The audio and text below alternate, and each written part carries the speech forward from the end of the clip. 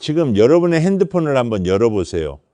쿠팡 알림, 테무 세일 알림, 쉬인 할인 알림 하나도 안 왔다고요? 거짓말이죠. 이미 3개쯤 와 있을 겁니다. 그리고 솔직히 말해 봅시다. 오늘 하루 동안 장바구니에 뭔가를 담았다가 뺐다가 한 적이 있으시죠? 그게 정상입니다. 왜냐하면 지금 이 순간에도 전 세계에서 가장 똑똑한 엔지니어 수천 명이 여러분의 손가락이 결제 버튼을 누르도록 알고리즘을 설계하고 있거든요. 그런데 말입니다. 지금 전 세계에서 수백만 명이 이 시스템에 정면으로 맞서고 있습니다. 1년 동안 아무것도 사지 않겠다고 선언한 사람들입니다. 누군가는 이걸로 빚을 전부 갚았고, 누군가는 회사를 그만두고 새 인생을 시작했고, 또 누군가는 도전 3주 만에 완전히 무너졌습니다. 이건 절약 팁을 알려주는 영상이 아닙니다. 이건 인간의 뇌가 자본주의와 싸워서 이길 수 있는가에 대한 실험 보고서입니다. 한번 계산을 해보겠습니다.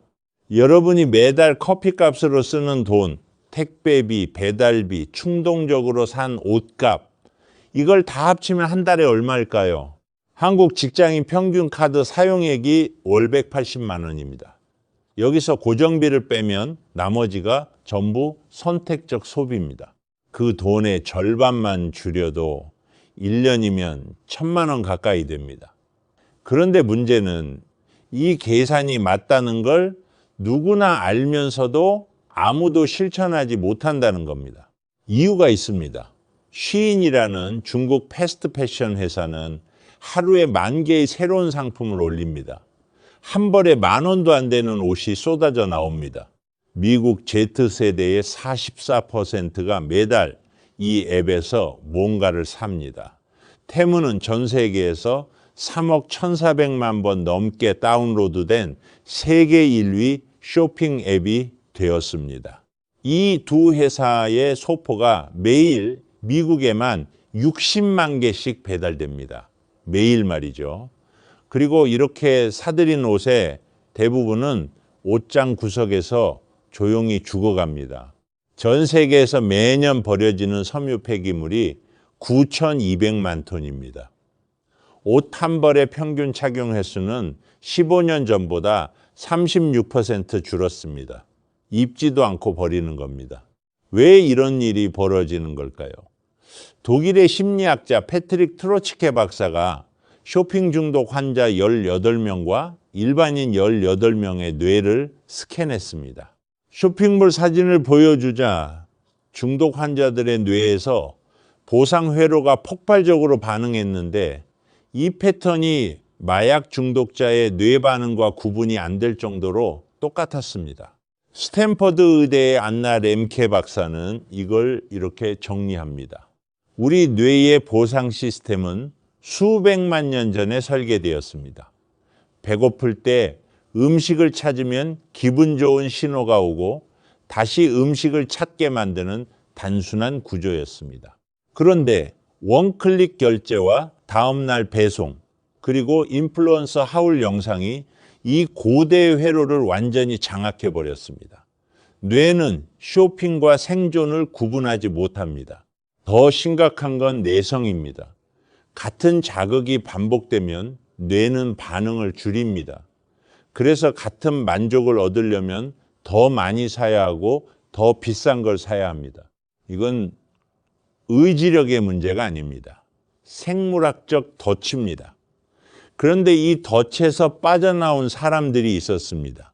미국의 엘리시아 버먼이라는 여성은 스스로를 회복 중인 쇼핑 중독자라고 소개하며 1년 무지출 도전기를 인터넷에 올렸습니다. 처음에는 반응이 없었습니다. 그런데 빚이 줄어드는 과정을 적나라하게 공개하기 시작하자 영상이 폭발했습니다. 댓글창이 고백의 장이 되었습니다. 나도 멈출 수가 없다. 나도 빚더미에 있다. 나도 해보고 싶다. 이 영상 하나가 전 세계적인 무지출 챌린지의 기폭제가 되었습니다. 구글에서 무지출 챌린지 검색량이 전년 대비 40% 폭증해서 역대 최고치를 찍었습니다. 틱톡에서 노바이 해시태그가 터졌고 미국인 5명 중 1명이 실제로 참여했다는 조사 결과가 나왔습니다. 그런데 여기서 예상 못한 방향으로 흘러갑니다. 틱톡에서 언더 컨섬션 코어라는 완전히 새로운 문화가 생겨난 겁니다. 기존 인플루언서들이 이걸 사세요, 저걸 사세요 하던 것과 정반대입니다. 사지 마세요. 이미 있는 거 쓰세요. 놀랍게도 이 사지 마라는 콘텐츠의 평균 좋아요가 633개로 사라는 콘텐츠의 238개보다 3배 가까이 높습니다. 소비를 부추기는 것보다 소비를 멈추라는 메시지가 더 인기 있는 세상이 된 겁니다. 한국에서는 이게 완전히 다른 차원으로 진화했습니다. 카카오톡에 거지방이 등장합니다. 이름부터가 아주 예술이죠. 오픈 채팅방에 적게는 20명부터 많게는 1,500명이 모여서 서로의 지출을 감시합니다. 어떤 방에서는 3만 원 이상을 쓰려면 마치 회사 품위서처럼 3명의 서명을 받아야 합니다. 거지방에서 실제로 오간 대화들이 걸작입니다. 누군가가 올립니다. 5km인데 버스 타도 될까요? 답이 옵니다. 튼튼한 2다리를 믿으세요. 아이스 아메리카노 한 잔만 마셔도 될까요? 심각한 사치입니다. 아리수 마시세요. 시험 기간에 에너지 드링크 2캔 사치인가요? 얼음 물고 하세요. 그런데 이 방의 진짜 매력은 이런 순간에 나옵니다. 몸이 안 좋아서 링거 맞으려는데 사치인가요? 모두가 일제히 답합니다. 병원은 사치 아닙니다. 당장 가세요. 웃기면서도 따뜻한 이 문화가 수백 개의 거지방으로 퍼져나갔습니다. 여성 전용 거지방, 고3 전용 거지방, 20대 전용 거지방까지 모든 세대를 관통하는 현상이 된 겁니다. 이 유머 뒤에는 무거운 현실이 있습니다. 한국의 가계부채가 1968조 원을 돌파했습니다. 역대 최대입니다. GDP 대비 비율이 89%로 OECD 평균인 65%를 훌쩍 넘는 세계 2위 수준입니다. 특히 20대와 30대의 빚이 가장 빠르게 늘고 있는데 이 빚이 집이나 투자로 이어지지 않습니다. 젊은 세대의 자산 비중은 전체 가계 평균의 3분의 1에 불과합니다. 빚은 쌓이는데 그 돈이 전부 소비로 증발해버리는 구조입니다. 한국은행 보고서는 이 가계부채가 매년 민간 소비 증가율을 0.4%포인트씩 깎아내고 있다고 밝혔습니다. 빚을 내서 소비하고 그 빚 때문에 소비를 줄여야 하는 악순환, 이런 구조가 동시에 나타난 나라는 전 세계에서 한국이 유일합니다. 인하대학교 황진주 겸임교수는 무지출 챌린지의 유행 자체가 MZ세대마저 경기 침체의 직격탄을 맞고 있다는 신호라고 분석했습니다. 하지만 동시에 이걸 SNS에서 재미있게 공유하는 방식은 고통을 연대로 바꾸는 세대적 특성이라고도 했습니다. 실제 사례를 보면 이 챌린지가 삶을 어떻게 바꾸는지 선명하게 드러납니다. 중소식품회사에 다니는 27살 김미자 씨는 상반기 180일 중 121일을 무지출로 보냈습니다. 4달 동안 단 한 푼도 쓰지 않은 겁니다. 출근길 카페 대신 텀블러에 인스턴트 커피를 담았고 점심은 구내식당, 저녁은 냉장고 남은 재료로 해결했습니다. 결과는 한 달 생활비 70만 원 절약이었습니다. 미국의 린다타 요네모토 씨는 5,000달러, 약 700만 원 저축을 목표로 노바이 도전을 시작했습니다. 캐나다의 텐나 리파리는 쇼핑 중독에서 회복하는 과정 자체를 유튜브에 올렸는데 이것이 그녀의 새로운 커리어가 되어버렸습니다. 중독에서 벗어나는 과정이 콘텐츠가 되고 그 콘텐츠가 수입이 되는 아이러니한 반전입니다. 가장 극적인 건 한나라는 여성의 이야기입니다. 신용카드 빚에 짓눌려서 매달 최소 결제액만 겨우 내면서 이자가 눈덩이처럼 불어나고 있었습니다. 6달짜리 노바이 챌린지에 뛰어들었는데 첫 달은 그야말로 전쟁이었습니다. 습관적으로 쇼핑 앱을 열고 세일 알림에 손가락이 떨렸습니다. 그런데 두 번째 달에 예상 못한 일이 벌어집니다. 쇼핑이 비워놓은 시간에 요리가 들어온 겁니다. 평생 관심 없던 요리가 취미가 되었고 6달 후 지출을 60% 줄이고 신용카드 빚을 전액 상환했습니다. 온라인 커뮤니티에는 노바이 챌린지 덕분에 주택대출을 전부 갚고 조기 은퇴했다는 사람까지 나타났습니다. 여기까지 들으면 모두 해피엔딩 같지만 현실은 그렇게 단순하지 않았습니다. 2025년 초 수많은 사람들이 올해는 아무것도 사지 않겠다고 선언했습니다. 포춘 매거진은 미국인들이 과소비에 반기를 들었다고 대서특필했습니다. 그런데 같은 해 말 정반대의 기사가 나옵니다. 살롱 매거진의 헤드라인은 노바이에서 모든 것을 사라로 과소비의 해가 되었다 였습니다. 의지만으로 뇌의 보상 회로를 이길 수는 없었던 겁니다. 준비 없이 무작정 시작한 사람들은 다이어트 후 폭식하듯이 쇼핑을 참다가 보복 소비로 폭발했습니다. 환경운동가 이사이아스 에르난데스는 이걸 정확히 짚었습니다. 노바이 트렌드는 장기적인 자본주의 시스템 문제의 결과물인데 사람들은 개인의 의지로 시스템을 이기려 했다는 것이죠. 한국에서도 비슷한 경고가 나왔습니다. 청년지갑트레이닝센터의 백승훈 사무국장은 의지할 곳 없이 혼자서 지출을 극단적으로 줄이면 건강을 해치고 사회적 관계까지 끊어져서 완전히 고립되는 사례를 많이 봤다고 했습니다. 실제로 돈을 아끼겠다고 모임을 전부 끊고 밥도 대충 때우다가 몸과 마음이 동시에 무너진 사람들이 있었습니다. 영국의 블로거 셀은 노바이 도전 중간에 방향을 틀었습니다. 누가 봐도 실패 같은 상황인데 그녀의 결론은 달랐습니다. 나는 다른 어떤 해보다 더 많이 성장하고 변화했다고요. 여기서 결정적인 갈림길이 보입니다. 무너진 사람과 해낸 사람의 차이가 뭘까요? 금융 전문가 한나 카우프만의 분석이 핵심을 찌릅니다.